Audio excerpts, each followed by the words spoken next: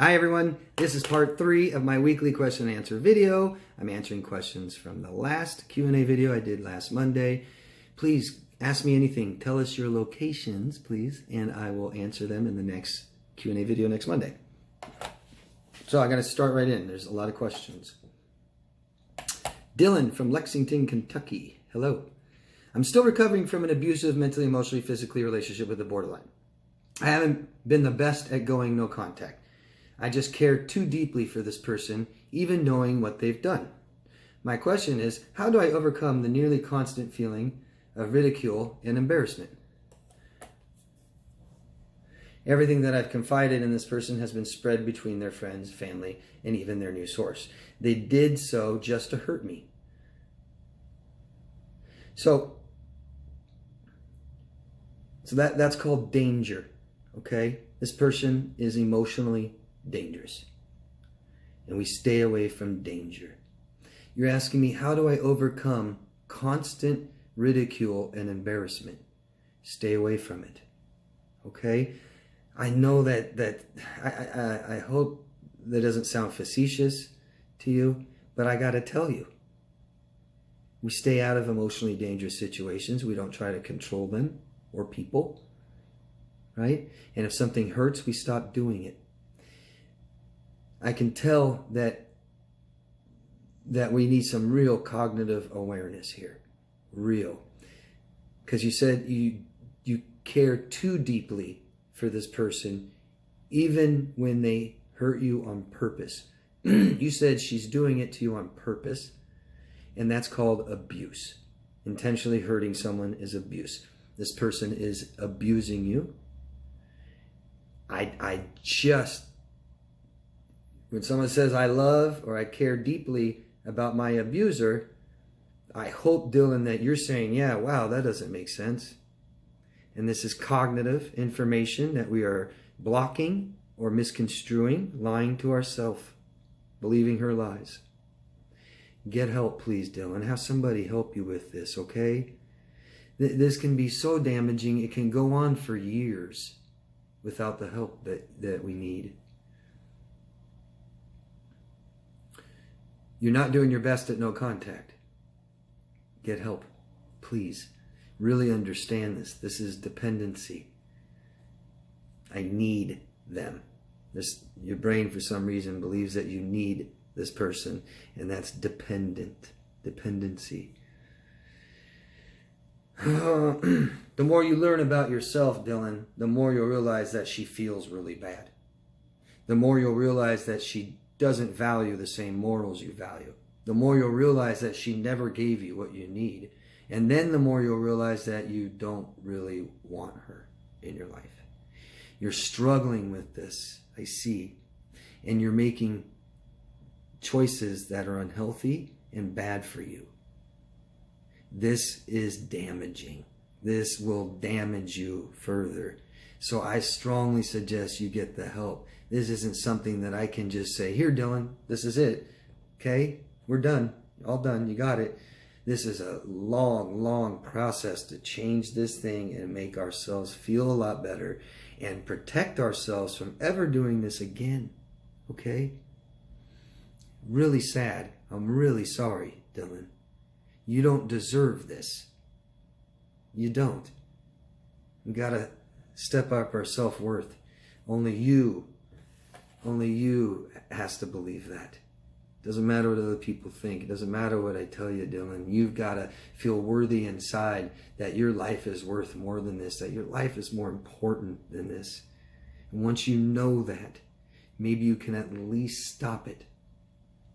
But it's extremely difficult to impossible to do things like this without any support from anybody. So I strongly recommend, Dylan, that you tell people what's going on, that you talk about this, and that you find support. And the best support is hiring it. Okay? Really sad. I'm really sorry. Please keep asking me questions. Okay? Victoria from the Bay Area. Hello. I've been separated from my narcissist for 2 years. Unfortunately, I'm living with our son David, he's saying everything and doing everything his dad was doing to me. It's like dealing with the young version of his dad, unfortunately. I'm recovering from a stroke. How do I deal with this? He's my son and I love him. But if it keeps going on, I'm scared I'm going to have another stroke. Yikes. Here we are. This is critical. We have to take care of ourselves first. And, you know, this is something that sparks a lot of triggers, and a lot of people disagree with me even. But, you know, I use the reference, and people use this reference a lot, but if we're in a plane that's going down, right, and we have oxygen masks, what do they say? The instructions are, Mom, put on the mask yourself first, then put on the mask on your child. And that's great for life. Okay, mom needs to take care of herself first. We can parent children, but we can't completely make them who we want them to be. Your son is forming a personality. I don't know his age. That's vitally important. I wish you guys would tell me your children's age, right? Because he's always going to be your child, right? But if he's 25, yeah, it's a lot easier to say, that's it, get out of my life. And I'm sorry, but a stroke, you got to take care of yourself, Victoria. Big time. And we can't take care of anybody else until we take care of ourselves. You can't take care of him. You aren't going to be able to take care of him if you don't live. Right? Until you take care of yourself, you can't take care of him. And children learn by example, right? We're teaching this to our child. You could be teaching him, hey, you know, you're first before anybody else, right? Or be sure you always take care of other people. Don't take care of yourself, okay? So if we have problems, Victoria, and we don't know what to do, get help. If your son's under 18, make him go to therapy, counseling. We've got to stop this bad behavior. And if we don't, then we're enabling him, okay? If we aren't going to stop the behavior, then we're accepting the behavior. If we don't change the behavior, we're making it worse, okay? So therapy, help. Start learning how to be a better parent. And the most important, Victoria, is take care of yourself, your physical health, and your emotional health, okay? Sounds like there's a lot of healing you need to do too, because of this relationship you had with his father. Very, very sad. I hope you're communicating with him. But we can't accept bad behavior. Cannot be accepted no matter what. You're going to have to be more stubborn than he is. But everything you do it with love still. Okay? We do it with love. We don't freak out. And we take care of ourselves and show him that's what we do. Yeah, I don't know how old he is. But if he's under 18, I strongly suggest you get him in therapy, okay? Good luck. It's so sad. I wish you a speedy recovery.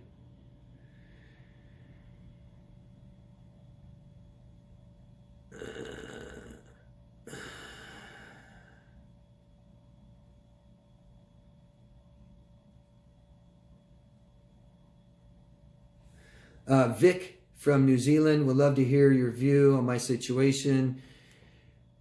I was in a 6.5-year relationship with my partner. We were college students. She said she could only spend 6 months with you, moved to a different city to a reunion with her so-called ex-boyfriend. So 6 months with you, then back to her ex-boyfriend. Her ex would loan her money.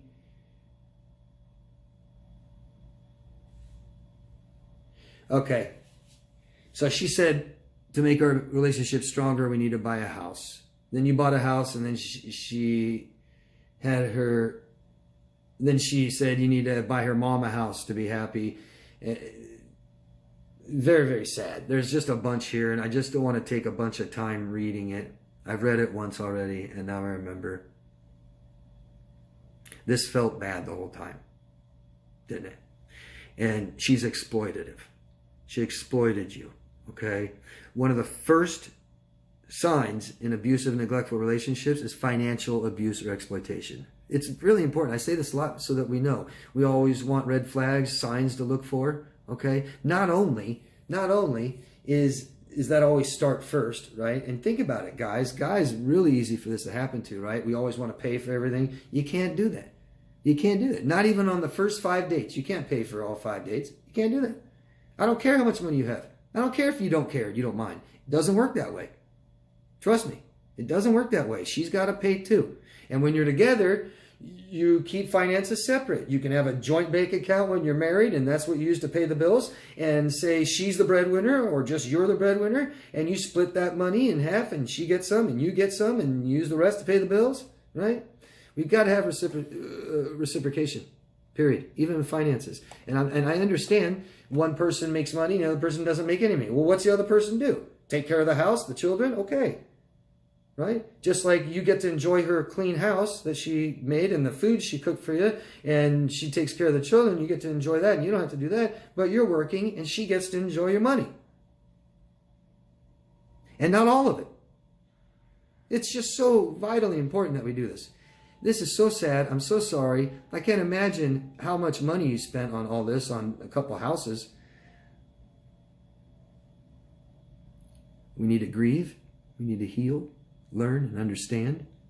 Okay, start trying to look at the positive. What's your question? I don't even see a question mark. After the official separation, which was difficult and nasty, she asked me if she would ever make me happy again. My reply was no. Then 6 weeks after that, she bought a house with her new boyfriend. It took literally 8 months after our separation. She and her new boyfriend got married with a wedding. It's not easy. Okay, yeah. She doesn't even know him. You can marry someone in 8 months after meeting them. Desperation, dependency. I have a big void. Right? I bet she idealizes and devalues. She's exploitative. It's nasty. And thank God it's not you anymore. She found another victim. She's exploiting him financially and therefore emotionally. I know it's hard to look at the positives when you feel this bad, but there are positives. There are a lot of positives that came out of this, because this is a huge amount of things you can learn from. It's flashing. I don't know why. Anyways, I'm sorry, Vic. Heal from this, grieve from this, learn from this, all that you can, and you'll start seeing the positives, and you'll start feeling better, and you'll start learning how to not do this again, not let this happen again. I told you one piece of advice: financial. Okay, keep working, keep asking me questions. Okay, thanks, Vic. Take care. Hi, everybody. I got cut off there, but I'm back. So let's get started. Let's keep going. The next question's here. Connie from North Carolina. Hello. I'm confused. If narcs see themselves as perfect, then why do they become hoarders? Your mom lives in filth. She quit keeping her home clean. She says, why keep my home clean if my daughter won't visit me? It's your fault. It's a pattern. She still hates it if you turn your attention off of her. If they are so great, why do they live in filth? Right? Your brother lives the same way. Filth. Okay, so besides the fact that hoarding is compulsive and avoidant behaviors, your question, if they see themselves as perfect, no, they don't. They believe they're supposed to be perfect, and they cannot accept anything less because they were not accepted for anything less. Okay? So they believe they're supposed to be perfect, and guess what? We're not. And so they completely keep rejecting and rejecting and rejecting themselves. It's painful for them. They believe they're supposed to be perfect, but they believe they're horrible people, really, inside. And they counter this with grandiosity. I'm so great. Okay? It's a way to hide the depression. Okay? I hope that helps. They're full of shame. They don't believe they deserve better. They hate themselves. Okay? It's an illusion they try to live by. I'm better than you. That's how they deal with their depression and shame. So it makes sense that they live in filth. That's how they see themselves, really. Who they believe they are is what you see. So they'll hoard and trash their home, but they'll go out and act like they're happy. I got everything together. Everything's great. Do you believe that? Okay, good. Then I'm okay. Completely lost. Completely lost. I'm sorry. I don't know what else to say about it. I could start getting into the psychology of hoarding. That's not your question. Thank you. You don't have to be around any of that. Didn't know if you know that. You don't owe your mom anything, especially your brother.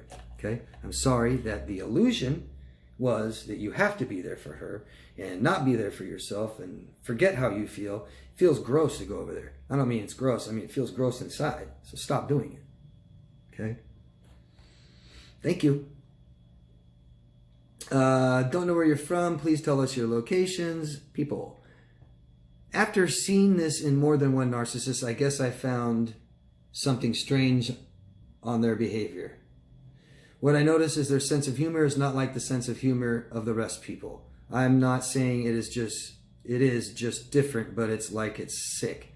They would laugh watching something on TV just 1 second after just having made you mad. That's expected if you know what they are, but what is also strange is that they laugh with not funny things at all. It's usually stupid things. Always, yeah, it's immaturity.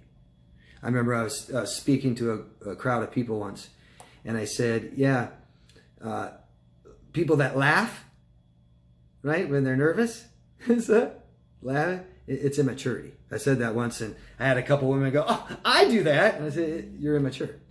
They went, what? It's immaturity. You can't get more immature than narcissists. Narcissists are children, emotional children, never developed into a fully functioning emotional adult. So, are they immature? You better believe it.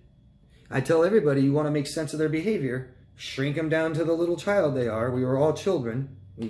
Some of us forgot what that's like, but the rest of us remember what being a child is like somewhat still. And we remember some of these frustrations that they have, not being able to communicate, not tell people what I want and need, don't want to be vulnerable, someone could hurt me, you know. That's them, okay? Immature little children, trying to talk about your emotional needs with them. Good luck. You know, I always say take a 7-year-old boy, right? Put a suit on him, a briefcase in his hand, show him the career he has, take him to the house he now has, say this is your wife, these are your children, here's your car. Good luck. They're going to act like narcissists. I got this all under control. Yep, I can do this. No, you can't. Oh, I'm great. No, you feel like a piece of crap inside. You don't know what to do. You don't know how to ask. You don't even know how to apologize. Willa from New Jersey. Hello, Willa. What is interdependency? You said we need interdependency over codependency. Your channel saved many lives from suicide. You help people understand. Thank you, Willa. So let's go interdependency against codependency. And, you know, interdependency, if you look it up, it's just all kinds of different definitions, very vague, general. But I'm trying to be more specific. Interdependency, interdependent relationships would just be, you know, any kind of involvement relationship with people, personal, right? But codependent relationships are dependent. Dependent. How I feel depends on what you do. That's the best way I have to explain it. If you think you're in a codependent relationship with, yeah, does everything they do, or is everything how you feel depend on what they do, and vice versa? How they feel totally depends on what you do. That's dependent. Dependent relationship, and they don't go anywhere. Your emotional needs aren't met. People don't care about each other and their interests and stuff like this anymore. We aren't trying to become better people. It's stagnant and not moving. Emotional needs aren't met. I think of interdependent relationships as the people closest to me, right? And we care about our interests. We might even have common goals, okay? We're growing and becoming better people, and our emotional needs are met. I hope that makes sense. Thanks for the question. And, oh geez, skipped. Miranda from Louisiana. Say it right? I tried processing my experience with a therapist over a few months, and it did help me see and understand what happened for the most part. The thing is I feel better after the session. Then anytime I'm reminded of Or remember, it feels bad. I feel bad about myself again. What could I be doing wrong or missing? What does processing emotions look like? So what you're doing with your therapist is a process, okay? And stuff like this is just goods and bads. Talk to your therapist and let them know this, okay? We got to have good communication with the people trying to help us. So let them know. And it makes sense. I've had people tell me this too, right? I feel so good when I talk to you, David, and then it doesn't take long. The next day, I start feeling bad again.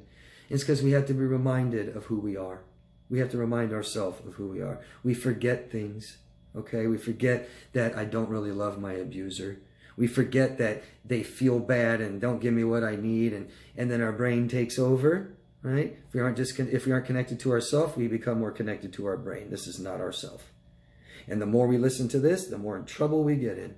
And this sounds like some depression. Situational depression follows loss, relationships, failed relationships. And we start introspecting, and this thing starts telling you bad things. So your therapist probably reminds you of who you are. Oh, yeah. And then we start to forget. And we start listening to this thing telling you you're a piece of crap. You're not going to get any better. Nobody loves you. That's what's going on. Start being connected more and more and more with yourself.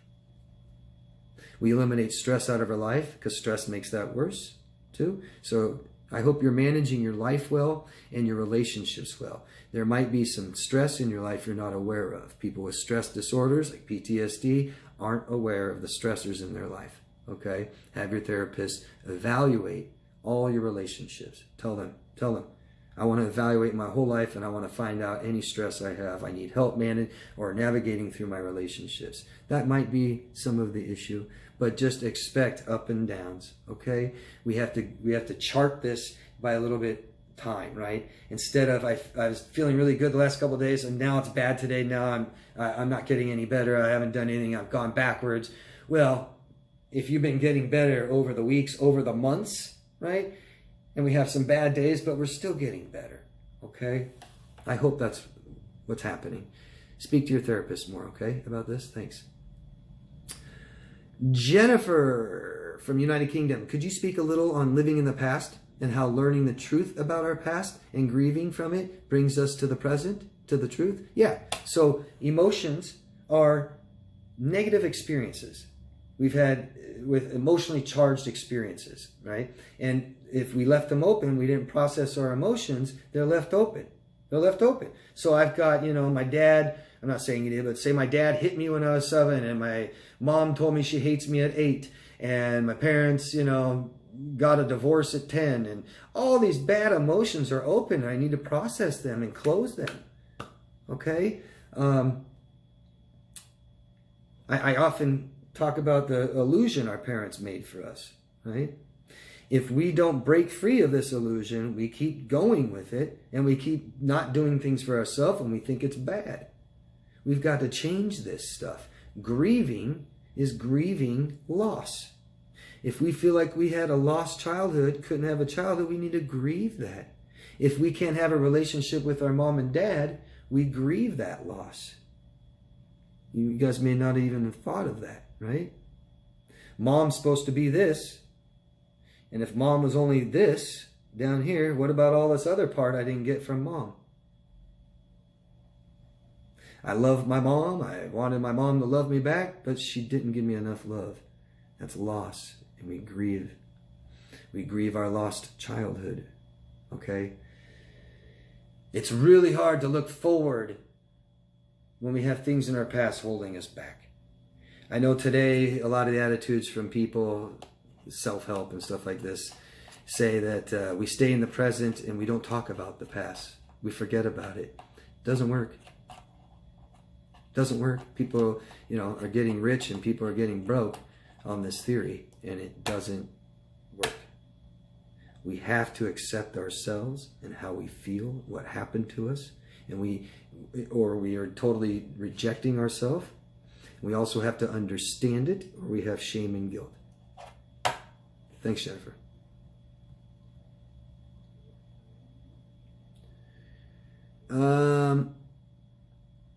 I'm going to, actually, that's all, guys. But there's something I wanted to address to Edith Nagy. Left a comment on my last video. And I wanted, it's not just for her, it's for all you guys, because it's something I said in my video. She says, what? Show your kids? Flabbergasted by your opinion. And I've written to her and I've asked, you know, please be more specific, and I never heard back from them yet, from Edith. But I believe, and I wrote it down here, I think this is what you mean. I believe it's the part I said where a mom asked me, how do I show my children that their alcoholic father is not healthy? That's not a healthy thing. How do I show them the damages of alcohol? Well, I offered some other suggestions, but one of them was I don't know how old your children are, and I said age appropriate to show your children a diseased liver.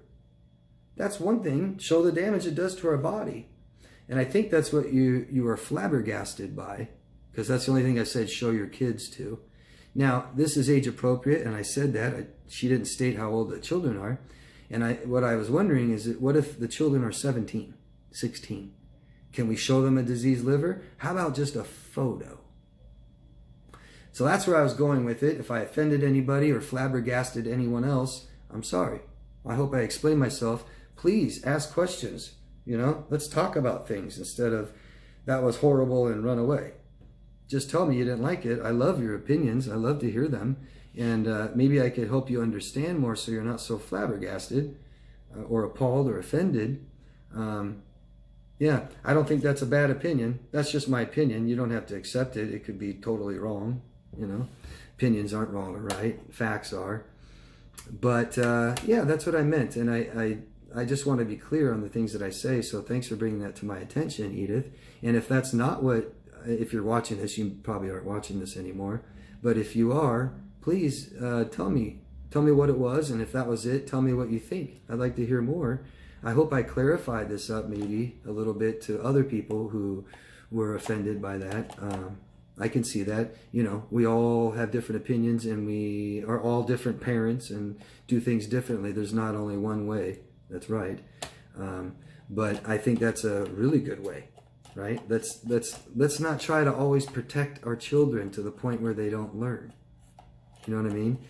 I don't want to show little kids dead bodies or diseased body parts, right? Age appropriate, maybe when they're old enough. But these are things that our government does, right? If you get in enough bad accidents, careless, reckless driving, hurt somebody, stuff like this, they'll make you go to a morgue and see what bad careless driving does. You go look at dead bodies. Those are adults. But I think that it's okay to show pictures of diseased livers held up against a healthy liver to a teenager. I think that's okay. I remember being in health class in biology when I was pretty young, 10, 11, 12, and I saw things like that. It didn't traumatize me. It helped me understand, actually. I thought about those things when I started drinking as a kid. Anyways, that's enough said. Thank you, Edith. Please, I'd love to know what you think, and anybody else, please tell me. Love yourself first, guys. Thank you very much. Keep asking questions, okay? I'll see you next week. Anybody interested in coaching, daviddemars.com. Bye.